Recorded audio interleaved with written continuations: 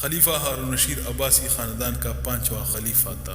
عباسیوں نے طویل عرصے تک اسلامی دنیا پر حکومت کی، لیکن ان میں سے شہرت صرف ہارون رشید کو نصیب ہوئی۔ ہارون رشید کے دور میں ایک بہت بڑا قحط پڑ گیا۔ اس قحط کے اثرات سمرقند سے لے کر بغداد تک اور کوفہ سے لے کر مراکش تک ظاہر ہونے لگے۔ ہارون رشید نے اس قحط سے نمٹنے کے لیے تمام تدبیریں آزما لی۔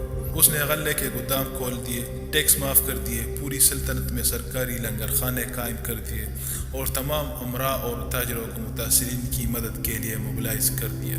لیکن اس کے باوجود عوام کے حالات ٹھیک نہ ہوئے۔ ایک رات ہارون رشید شدید ٹینشن میں تھا، اسے نیند نہیں آ رہی تھی۔ ٹینشن کے اس عالم میں اس نے اپنے وزیر یحییٰ بن خالد کو طلب کیا۔ یحییٰ بن خالد ہارون رشید کا استاد بھی تھا، اس نے بچپن سے بادشاہ کی تربیت کی تھی۔ ہارون رشید نے یحییٰ خالد سے کہا، استاد محترم، آپ مجھے کوئی ایسی کہانی، کوئی ایسی داستان سنائیے جسے سن کر مجھے قرار آ جائے۔ یحییٰ بن خالد مسکرایا اور عرض کیا، بادشاہ سلامت، میں نے اللہ کے کسی نبی کی حیات طیبہ میں ایک داستان پڑھی تھی۔ داستان مقدر، قسمت اور اللہ کی رضا کی سب سے بڑی اور شاندار تشریح ہے۔ آپ اگر اجازت دیں تو میں وہ داستان آپ کے سامنے دہرا دوں۔ بادشاہ نے بے چینی سے فرمایا، اے استاد، فوراً فرمائیے، میری جان حلق میں اٹک رہی ہے۔ یحییٰ خالد نے عرض کیا، کسی جنگل میں ایک بندریا سفر کے لیے روانہ ہونے لگی۔ اس کا ایک بچہ تھا، وہ بچے کو ساتھ نہیں لے جا سکتی تھی، چنانچہ وہ شیر کے پاس گئی اور اس سے عرض کیا، جناب، آپ جنگل کے بادشاہ ہیں، میں سفر پر روانہ ہونے لگی ہوں، میری خواہش ہے آپ میرے بچے کی حفاظت اپنے ذمے لے لیں۔ شیر نے حامی بھر لی۔ بندریا نے اپنا بچہ شیر کے حوالے کر دیا۔ شیر نے بچہ اپنے کندھے پر بٹھا لیا اور بندریا سفر پر روانہ ہو گئی۔ اب شیر روزانہ بندر کے بچے کو کندھے پر بٹھاتا اور جنگل میں اپنے روزمرہ کے کام کرتا رہتا۔ ایک دن وہ جنگل میں گھوم رہا تھا کہ اچانک آسمان سے ایک چیل نے ڈائی لگائی، شیر کے قریب پہنچی اور بندریا کا بچہ اٹھایا اور آسمان میں گم ہو گئی۔ شیر جنگل میں بھاگا دوڑا، لیکن وہ چیل کو نہ پکڑ سکا۔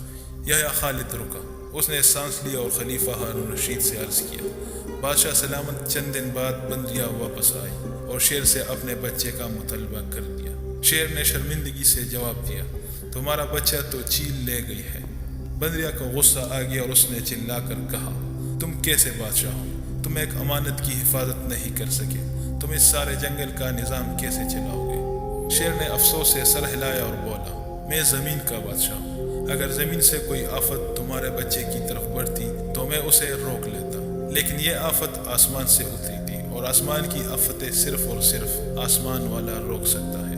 یہ کہانی سنانے کے بعد یحییٰ بن خالد نے ہارون رشید سے عرض کیا، بادشاہ سلامت، قحط کی یہ آفت بھی اگر زمین سے نکلی ہوتی تو آپ اسے روک لیتے، یہ آسمان کا عذاب ہے، اسے صرف اللہ تعالیٰ ہی روک سکتا ہے، چنانچہ آپ اسے رکوانے کے لیے بادشاہ نہ بنے بلکہ فقیر بنے، یہ آفت رک جائے گی۔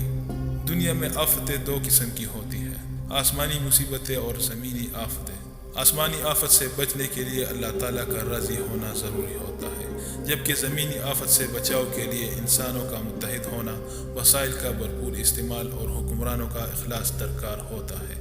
یحییٰ بن خالد نے ہارون رشید کو کہا تھا، بادشاہ سلامت، آسمانی آفتیں اس وقت تک ختم نہیں ہوتی جب تک انسان اپنے رب کو راضی نہیں کر لیتا۔ آپ اس آفت کا مقابلہ بادشاہ بن کر نہیں کر سکیں گے، چنانچہ آپ فقیر بن جائیے، اللہ کے حضور گر جائیے، اس سے توبہ کیجیے، اس سے مدد مانگیے۔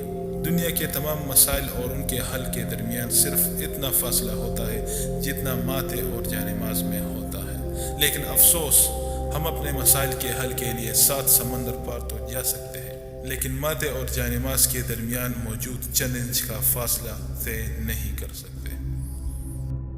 اگر آپ نے ابھی تک ہمارے چینل کو سبسکرائب نہیں کیا ہے تو سبسکرائب کرنے کے ساتھ ساتھ نوٹیفیکیشن کے آئیکن کو بھی آن کر دیجیے اور کمنٹ باکس میں اپنی رائے کا اظہار کرنا نہ بھولیں۔